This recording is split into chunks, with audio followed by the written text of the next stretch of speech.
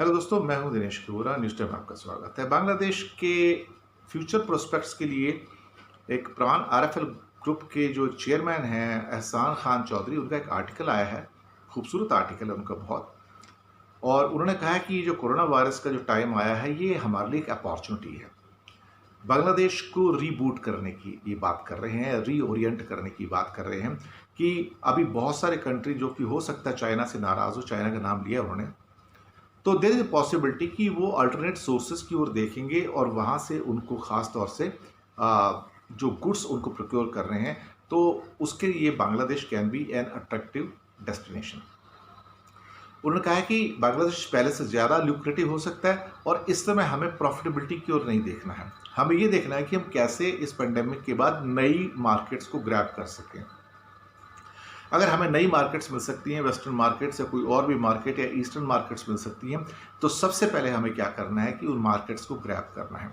Current situation में जो है, अगर हमको नए कस्टमर मिलते हैं, नई मार्केट्स मिल जाती हैं, तो इससे अच्छी कोई बेहतर बात हो नहीं सकती है। उन्होंने कहा है कि ख़ासतौर से इस लॉकडाउन के अंदर जो एक्सपोर्ट मार्केट्स हैं वो अभी खुलनी शुरू हो रही हैं। थोड़ा सा समय और लगेगा, लेकिन कहीं ना कहीं एक अगर हम ये पॉलिसी लेके चलें कि जहाँ पे हमको मार्केट्स नई खोजनी है, नया कंज्यूमर्स खोजने हैं, नए कस्टमर खोजने हैं, तो हम कामयाब हो जाएंगे। लेकिन अगर हम सोचें कि इस वक्त हम अपनी प्रॉफिटेबिलिटी बढ़ा लें, तो हमको कस्टमर्स नहीं मिलेंगे। तो अभी हमको नर्चर करना है नए कस्टमर्स को, नई मार्केट्स को। उन्होंने खुद भी उदाहरण दिया कि उन्होंने कुछ कंट्रीज़ के अंदर अपना जो उनको मार्केट जो अभी मिला है, वो उनके लिए बहुत इम्पॉर्टेंट साबित हुआ है और वहाँ से उनको काफ़ी ऑर्डर्स भी मिले हैं। मैं उन कंट्रीज़ का भी नाम नहीं लूँगा, क्योंकि फिर वो देखा जाए तो वो कंपनी के साथ रिलेटेड चीज़ें हो जाएंगी।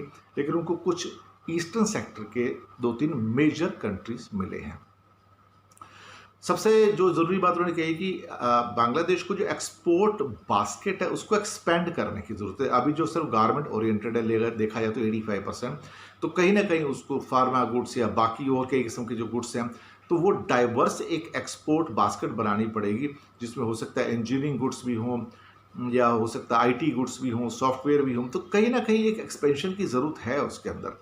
ये मुझे भी बहुत बार महसूस होता है कि बांग्लादेश की जो एक्सपोर्ट बास्केट है बहुत कंजर्वेटिव है, बहुत छोटी है, क्योंकि वो एक आइटम के आसपास चल रही है जो गारमेंट्स या आरएमजी है। और कभी भी झटका लग जाए, जैसे अभी झटका लग गया, तो फिर वो एक बास्केट आपको संभाल नहीं पाती है। तो ये एक अपॉर्चुनिटी है जहाँ पे उस बास्केट को एक्सपेंड किया जाए और बाकी डोमेन्स जो हैं उसके अंदर, चाहे वो एग्रीकल्चर गुड्स के हों, चाहे वो फिशिंग गुड्स के हों, चाहे वो आईटी गुड्स हों, चाहे वो इंजीनियरिंग गुड्स हों, अब कुछ भी हो सकता है।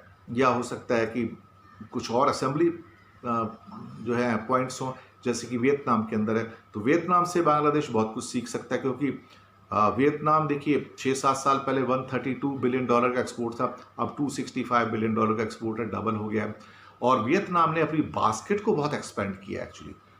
तो मैं ये नहीं कह रहा हूँ कि बांग्लादेश ने 60-70% की जो तरक्की है बुरी है, वो भी अच्छी है, लेकिन बास्केट को एक्सपेंड करने की ज़रूरत है। और उसके लिए फिर मैं हमेशा कहता हूँ रिसर्च और एजुकेशन और इनोवेशन, ये तीनों चीज़ें एक साथ आनी ज़रूरी हैं। अगर ये नहीं आती हैं तो वो educational stream, educational process wasteful है। कहीं ना कहीं बांग्लादेश को दोबारा से री इन्वेस्ट करना है एजुकेशन के अंदर, रिसर्च के अंदर, इनोवेशन के अंदर, ताकि बास्केट को एक्सपेंड किया जा सके। अच्छा आर्टिकल आज का, इनोवेटिव है और इंस्पायरिंग है। शुक्रिया आपका हमारे साथ बने रहने के लिए।